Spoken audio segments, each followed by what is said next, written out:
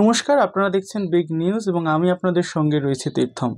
এই মুহূর্তে আমার সঙ্গে যিনি রয়েছেন তার ব্যক্তিগত পরিচয় অধিকাংশ মানুষ না জানলেও তার দৃঢ়তা, তার অন্যায়ের বিরুদ্ধে প্রতিবাদের স্পৃহা এবং বীরত্ব সম্পর্কে রাজ্যবাসী জেনেছেন এবং মেনেছেন। ঠিক একইভাবে মুদ্রার উল্টো দিকে বহু মানুষ কটাক্ষের সুর তুলেছেন।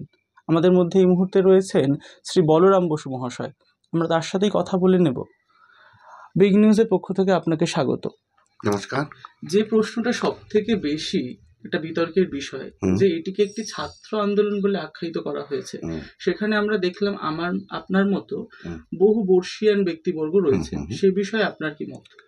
বিষয় হচ্ছে, ছাত্ররা এই আন্দোলনের ডাক দিয়েছে এবং সেখানে বলা হয়েছিল যে প্রত্যেক পরিবার থেকে অন্তত একজন যেন আসুক, কারণ প্রত্যেক পরিবারেই মহিলারা আছেন। তো সমাজের একজন সামাজিক মানুষ হিসেবে আমার মনে হয়েছে এই আন্দোলনে যেহেতু আমার পরিবারেও মহিলারা রয়েছেন, আর সেই কারণের জন্য আমারও এই আন্দোলনে যুক্ত হওয়া উচিত। আর তার একটা কারণ যে এখানে কিন্তু জাতীয় পতাকা নিয়ে শুরু করা হচ্ছে, কোনো দলীয় পতাকা নিয়ে নয়। এটা হতেই পারে প্রত্যেক মানুষের আর নিজস্ব কিছু রাজনৈতিক বক্তব্য, রাজনৈতিক দলের প্রতি সমর্থন থাকতেই পারে, কিন্তু বৃহত্তর স্বার্থে সেক্ষেত্রে সবাইকে যখন ডাকা হয়েছে তখন আমারও মনে হয়েছে যেন এই আন্দোলনে আমার যুক্ত হওয়া দরকার আছে। এটা আমার প্রথম। দ্বিতীয় হচ্ছে, আমি একজন ছাত্র, কারণ আমি সর্বক্ষণ শিখি, পাঠ্যপুস্তক থেকেও এখনও শিখি, পড়াশোনা করি, আর সমাজ থেকে শিখি, প্রকৃতি থেকে শিখি। আমরা যে ধরনের কাজ করি প্রকৃতি থেকে শিখি, আমাদের নিজেদের গুরুর অবলম্বন করি, তাদের কাছ থেকেও শিক্ষা আমাদের নিতে হয়। ফলে আমি একাধারে একজন শিক্ষক, একাধারে একজন ছাত্র। সেই হিসেবেও আমার মনে হয়েছে যে এই আন্দোলনে আমার যুক্ত হওয়াটা দরকার ছিল। আমরা দেখছিলাম একদিকে পুলিশ বাহিনীর তীব্র জলকামান এবং অন্যদিকে আপনি একা হাতে জাতীয় পতাকা নিয়ে দাঁড়িয়ে রয়েছেন। এই যে দৃঢ়তা, এই যে সাহস, তার উৎস বা আমরা কি মেনে নেব? আমি একা দাঁড়িয়ে ছিলাম না, এরকম হাজার হাজার মানুষ সেই রাস্তায় সেদিন ছিল। আমি খালি ক্যামেরার ফ্রেমের মধ্যে আসার জন্য আপনারা ওই স্পটে হয়তো আমি একা ছিলাম, পরবর্তী সময়ে আরও 2-3 জন চলে আসে আমাকে বাঁচানোর জন্য। কিন্তু যদি টোটাল প্রেক্ষাপট দেখেন, সেদিন রাস্তায় প্রায়, আমি সংখ্যাটা বলতে পারবো না, কিন্তু হাজার হাজার মানুষ কিন্তু ওখানে জড়ো হয়েছিলেন, যারা মনে করছেন যে আন্দোলনের জন্য পথে নামা উচিত, প্রশাসকের কাছে কিছু মেসেজ দেওয়া উচিত। সেই কারণে আমি একা ছিলাম না। মিডিয়া একটা জায়গায় কোনো জায়গায় ভুল করে যাচ্ছে, যে আমি একা কোনো সত্তা নই, আমি সমাজের একটা সত্তা। এই জায়গাটাকে বোঝার বিষয় আছে। আমরা যদি দেখি যে আপনি একা ছিলেন না, কিন্তু সেরকম একটা জলকামানের সামনে দাঁড়িয়ে আপনার মতো একজন বর্ষীয়ান মানুষ দাঁড়িয়ে রয়েছেন, সে যে মনের সাহস বা সেই যে বীরত্ব, যে প্রতিবাদী ক্ষমতা, সেই বিষয়ে আপনি কি বলবেন? যে প্রতিবাদটা প্রত্যেক মানুষের অন্যায়ের বিরুদ্ধে করতে হবেই। এবার বিষয়টা হচ্ছে, কোন মানুষ পলিটিক্যাল ইন্টারেস্ট নিয়ে কোনো প্রতিবাদ করবে, না সমাজের জন্য দাঁড়িয়ে তার প্রতিবাদটা করবে, এইখানটাতেই তফাৎ হয়ে যাচ্ছে। যে আমার মনে হয়েছে যে এখানে all across the political party সবার আসা উচিত ছিল, মানে এটা একটা গণ আন্দোলন তৈরি করা উচিত ছিল। তাই জন্য আমার মনে হয়েছিল সবার আসা উচিত। সবাই আসবে, আমিও সেইভাবে, কে যাবে আমি চিনিও না, যারা ডাক দিয়েছে তাদের চিনিও না, আমি গেছি। আচ্ছা, আমরা দেখতে পেলাম যে আপনি পুলিশদেরকে যখন প্রতিবাদ করছিলেন, পুলিশরা জলকামান ছুটছিল, আপনি পুলিশদেরকে একটি ইশারা করছিলেন বা চুরি পরে বসে থাকুন বা সামথিং কিছু একটা।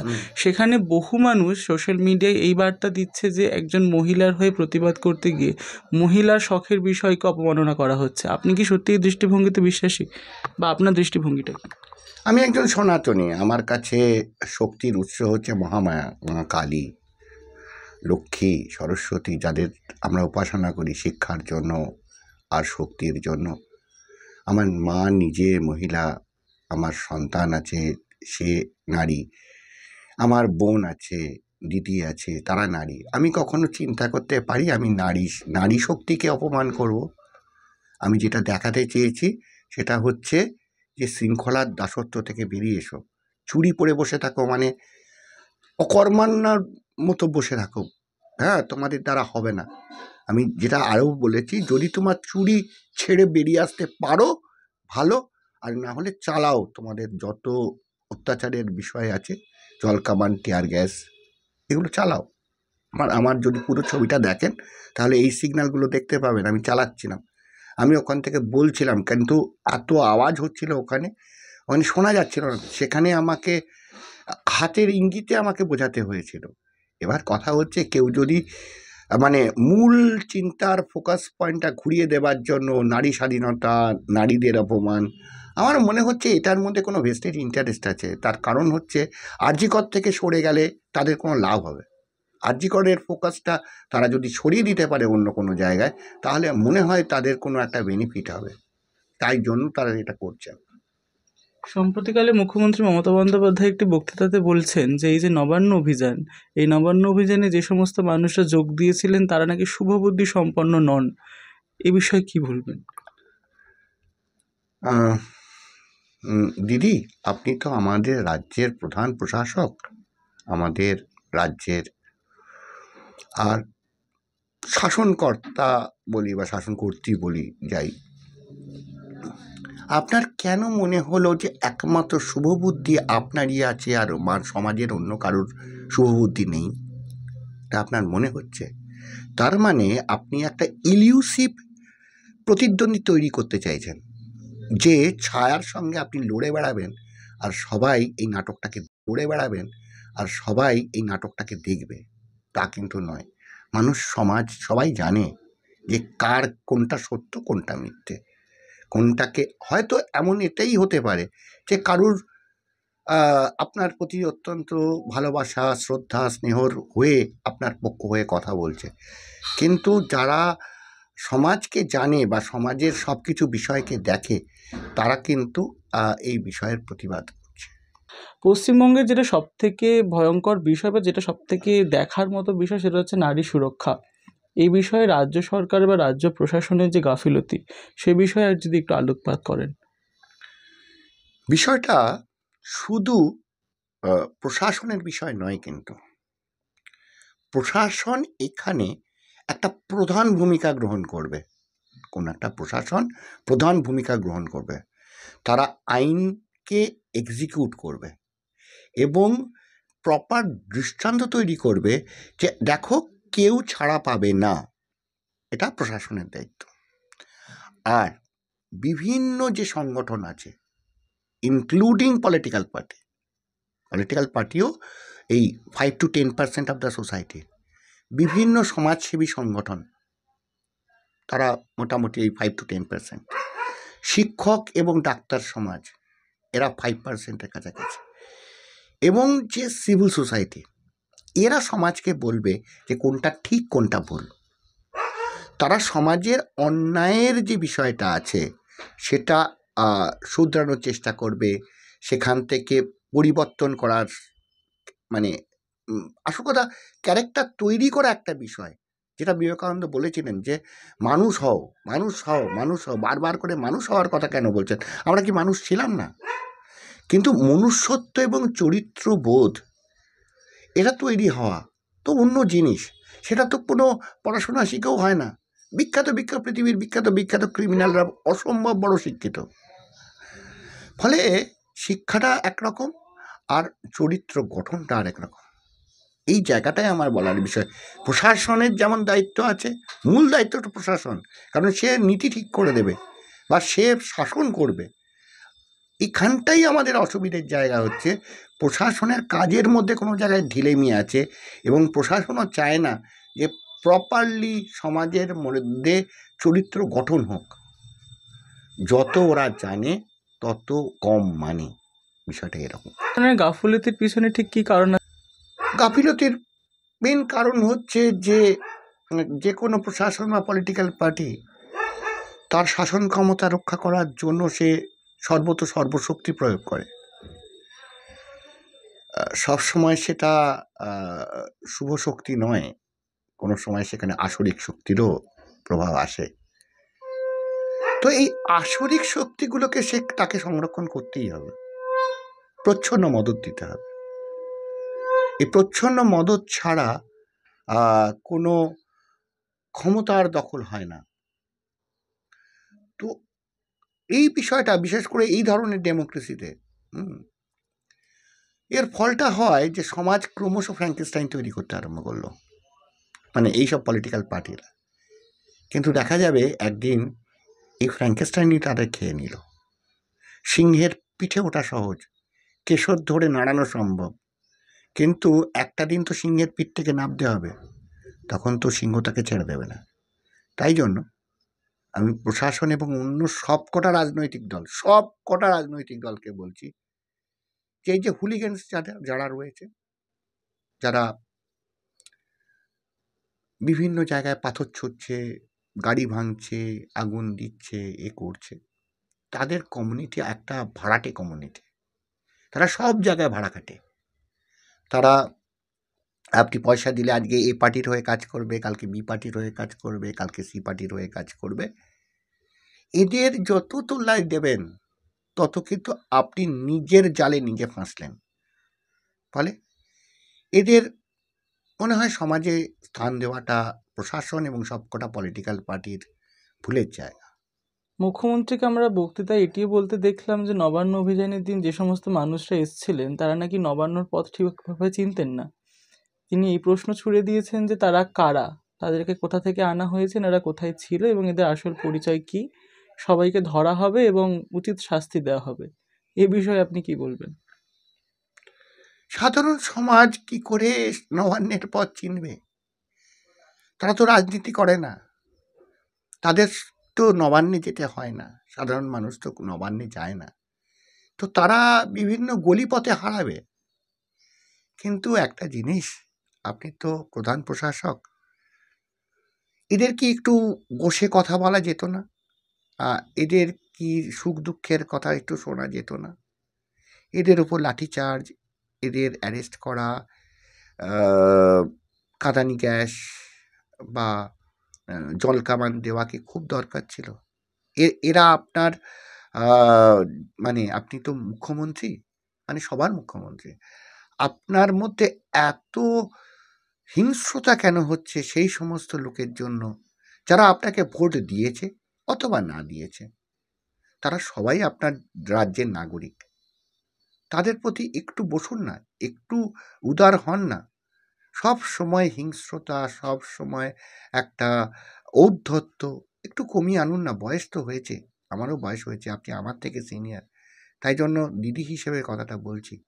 একটু বসুন, মানুষের ফিলিংসটা বোঝার চেষ্টা করুন, তাদের একটু বুকে জড়িয়ে নিন, দেখবেন তারা কিন্তু আপনাকে দুঃখের কথা বলবে কোন কোন জায়গায়। কিন্তু আপনি যদি মনে করেন যে তাদের ধমকি দিয়ে, তাদের তাড়না দিয়ে, তাদের উপর অত্যাচার করে ক্ষমতায় থাকবেন, পৃথিবীর ইতিহাস স্বৈরাচারীকে কোনোদিন ক্ষমা করেনি। আপনি তো নিজেই ইতিহাসের ছাত্রী, আপনি জানেন। একটু সাধারণ মানুষের কথা শুনুন না, সাধারণ জনগণের কথা শুনুন না। আমি সমাজের একজন ছোট্ট ক্ষুদ্র একজন মানুষ হয়ে এ কথা বলছি। আপনি একটু বসুন, তাদের কথা শুনুন। একটি বড় প্রশ্ন যেটা উঠে এসছে সেটা হচ্ছে এই যে গণ আন্দোলন, যেটা ছাত্রদের ডাকা গণ আন্দোলন, সেখানে বহু মানুষ এই প্রশ্নটা তুলছেন, আপনার যে বসনভূষণ, মাথায় ত্রিপুণ্ড, গলায় রুদ্রাক্ষের মালা, গেরুয়া বসন, এবং তারা এটা আন্দাজ করছেন এবং প্রশ্ন ছুড়ে দিচ্ছেন যে আপনি নির্দিষ্ট কোনো পলিটিক্যাল পার্টির থেকে এসছেন এবং তাদের প্রতিনিধিত্ব করছেন কোনোভাবে। এটা কি সত্যি? না, তারা কি আমার এই সনাতনী ড্রেসটাকে ভয় পাচ্ছেন? ভয় পাওয়ারই কথা। তার কারণ পশ্চিমবাংলার এতদিনের যে কালচার তৈরি হয়েছে, এই গেরুয়া বস্ত্রকে প্রচণ্ড ভয় পাওয়ার একটা জায়গা আছে। তবে ভুলে যাবেন না, চাণক্য এই গেরুয়া বস্ত্র পরেই থাকতেন, শিবাজির গুরু রামদাসও এই বস্ত্র পরেই থাকতেন। ফলে একজন সনাতনী হিসেবে, একজন শিবভক্ত হিসেবে আমি এই যে মাথায় ত্রিপুণ্ডক কেটেছি, সেটা, আমি তো শিবভক্ত, ফলে শিবের দুটো স্থিতি আমরা দেখেছি, একটা নির্বিকল্প স্থিতি, আর একটা শিব তাণ্ডব স্মৃতি, এটাও দেখেছি। তো আমি অন্তত নির্বিকল্প স্থিতিতে আপাতত রয়েছি, আপনাদের সঙ্গে কথা বলছি। কিন্তু কেন মানুষকে অপমান করছেন? সনাতনীদের অপমান করে আপনাদের লাভ কি হবে? আপনারা টোটাল ফোকাস পয়েন্টটা আরজি করে রাখুন না। আমার রুদ্রাক্ষের মালা পরেছি, গেরুয়া পরেছি কিনা, মাথায় আমার একটা কি বলে টিকি, চৈতি আমরা বলি, টিকি আছে কিনা, হ্যাঁ, এই বিষয়গুলো তো মানে জাস্ট যে ঘটনাটাকে সেখান থেকে সরিয়ে নিয়ে যাওয়া হচ্ছে। আপনারা কি সেটা চাইছেন যে যাতে আরজি করের দিক থেকে মেডিকেল কলেজে বা অন্যান্য মানে মেডিকেল কলেজ হসপিটালগুলোয় যে অব্যবস্থা হয়ে রয়েছে, এখানে সমাজের মধ্যে যে নারী সুরক্ষার অভাব রয়েছে, সেখান থেকে যাতে চোখের দৃষ্টিটা ঘুরে যায় অন্যদিকে, তাই জন্য কি আপনারা এই ধরনের বিষয়টাকে আনতে চাইছেন যে গোলেমালে কোনোভাবে এই তাল থেকে বেরিয়ে যেতে হবে, এই লক্ষ্য থেকে বেরিয়ে যেতে হবে? এবং আজকে শেষ প্রশ্ন যদি আমি ধরি, তাহলে একটি বড় প্রশ্ন যেটা সবাইকার মনে মনে ঘুরছে, যে এই যে নবান্ন অভিযান, এই নবান্ন অভিযানের 2-3 দিন পূর্বেই যে মেডিকেল কলেজের যে ছাত্র সমাজ বা ছাত্র বিক্ষোভের যে বৃন্দ, তারা জানিয়ে দিয়েছিলেন যে তারা এই নবান্ন অভিযানের বিরুদ্ধে, তারা এই নবান্ন অভিযানে যোগ দিচ্ছে না। তাদের মনে হয়েছে যে এই নবান্ন অভিযান কোথাও না কোথাও তাদের যে মূল দাবি, তিলোত্তমার শাস্তি চাই, তার থেকে একটু ভিন্ন বা একটু অন্যমুখী। সেক্ষেত্রে তারা এটার বিরোধ করেছেন বা সহমত প্রকাশ করেননি। সেই বিষয়ে আপনি তাদেরকে কি মানে বলতে চাইবেন? সম্মান জানিয়েই বলবো যে যথেষ্ট সম্মান আপনাদের মতবাদের জন্য। এবং অদ্ভুত বিষয় হচ্ছে গণতন্ত্রে এটাই একটা সুন্দর ব্যবস্থা যে প্রত্যেকের নিজস্ব মত থাকবে এবং মানুষ তার স্বাধীন সত্তা অনুযায়ী নিজের মত প্রকাশ করবে। আপনার মতের প্রতি সম্পূর্ণ শ্রদ্ধা রেখে বলছি, আমরাও সেদিন নবান্ন অভিযান কিন্তু আপনাদের জন্যই করতে গেছিলাম।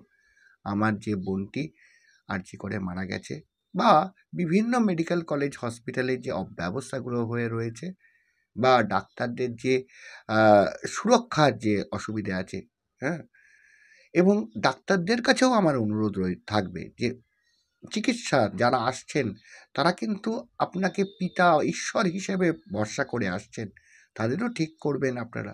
সমাজের পরিবর্তনের জন্যই বার্তা নিয়ে গেছিলাম। এবার হচ্ছে এটা হতেই পারে হয়তো এই আন্দোলনে মনে হয়েছে যে আপনার পলিটিক্যাল ইন্টারেস্টটা সার্ভ করছে না, আমার মনে হয়েছে, এটা আমি শিওরলি বলতে পারছি না, সেই কারণে আপনি যুক্ত হননি, এটা আপনার সম্পূর্ণ অধিকার।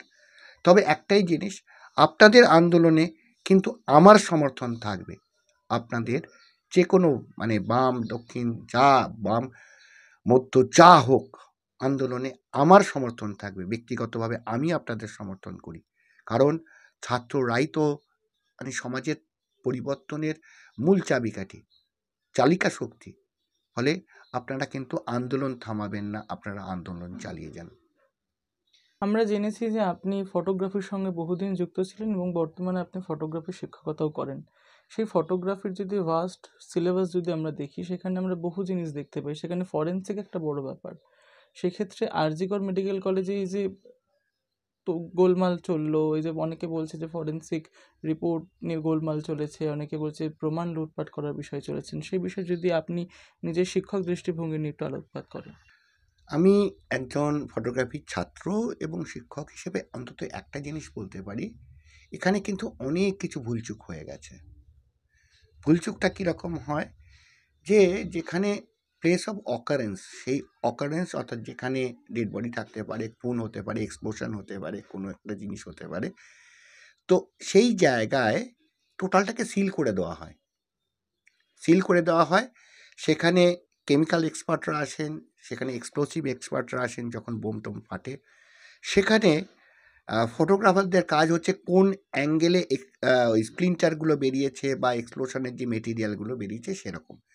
কিন্তু ফরেনসিক্স, ডেড বডি ফরেনসিক সায়েন্সের একটা জায়গায় বলা হচ্ছে যে প্রতিটা বডির প্রত্যেকটা পার্ট থেকে ছবি তুলে রাখতে হবে, যে সেই জায়গাটা থেকে কোনো সিমটমস দেখা যাচ্ছে কিনা, কোনো মার্ডার হোক বা কোনো সুইসাইড হোক বা কিভাবে ঘটনাটা ঘটেছে তার প্রতিটা স্কোয়ার ইঞ্চের ওপর লক্ষ্য রাখা হয়। এবং এটাকে এই যে পঞ্চনামা বলা হয়, ফার্স্ট প্রথম পঞ্চনামা বলা হয়। এটা সেই সময় একটা অবজারভেশন করা হয়, তারপর ফটোগ্রাফারদের ডাকা হয়, ডাকিয়ে প্রতিটা স্পটকে মার্ক করে যেখানে ঘটেছে তার আশেপাশের পুরো অঞ্চলকে সিল করে দেওয়া হয়। সেখানকার প্রতিটা জায়গার ছবি তোলা হয়, কোনো জায়গায় ফিঙ্গারপ্রিন্ট পাউডার ডাস্টিং করা হয়, এগুলো বিষয় আছে। তো আমার মনে হয় এখানে যে কাজগুলো হয়েছে সেখানে অনেক ভুল ত্রুটি রয়ে গেছে। এবং আরেকটা বিষয় হচ্ছে, যখন পোস্টমর্টম হচ্ছিল তখন ফটোগ্রাফার একজন দুজন থাকেন না, মানে একজন থাকেন না, অনেকগুলো থাকেন এবং তার সঙ্গে সঙ্গে ভিডিও ফটোগ্রাফি চলে। তার কারণ হচ্ছে ডাক্তারদের কিভাবে বডিটাকে উল্টাচ্ছেন সেটার উপর নির্ভর করে। হ্যাঁ, কোন কোন জায়গা বাদ যাচ্ছে সেটা, কারণ স্টিল ফটোগ্রাফিতে আপনি কোনো একটা স্পটকে আইডেন্টিফাই করছেন, তার ছবি তুলছেন সেই জায়গা স্পেসিফিক। কিন্তু যখন কোনো একটা জায়গায় পোস্টমর্টম হচ্ছে তখন বডির কোনো পার্ট মানে বাইরে, অবজারভেশনের বাইরে গেছে কিনা সেটাও ভিডিও ফটোগ্রাফিতে ওঠে। তো আমার মনে হয় যে এই তো ছাত্র হিসেবে, মানে ফটোগ্রাফির ছাত্র হিসেবে এবং শিক্ষক হিসেবে আমার মনে হচ্ছে কোনো একটা জায়গায় ভুলভাল কিছু হয়ে রয়েছে। আমরা কথা বলে নিলাম শ্রী বলরাম বসুর সঙ্গে। আশা করি সোশ্যাল মিডিয়ায় যে সমস্ত বিদ্রূপের সুর উঠেছিল সেই সব প্রশ্নের উত্তর তিনি দিয়েছেন। একই সঙ্গে আমরা যদি একটু পিছিয়ে যাই, সেখানে একজন পদকপ্রাপ্ত মহিলা কুস্তিগীর জানিয়েছেন তিনি জীবনে মাত্র একবার চুড়ি পরেছেন, তাও বিয়ের সময়। তাহলে প্রশ্নটা হচ্ছে, তিনি কি কম মহিলা হয়ে গেলেন, বা যারা বেশি চুড়ি পরে তারা বেশি মহিলা হয়ে গেলেন? এখানে কিন্তু উনি খুব স্পষ্টভাবে জানিয়েছেন যে চুড়ি পরাটা এখানে অকর্মণ্যতার প্রতীক, যে তারা যে নিজের কাজে এবং নিজের দায়িত্বে অকর্মণ্য এবং তারা কোথাও না কোথাও গিয়ে বদ্ধ হয়ে রয়েছেন, এই বিষয়েও জানালেন। ক্যামেরায় অভিরূপের সঙ্গে Theertham Debnath reporting, big news.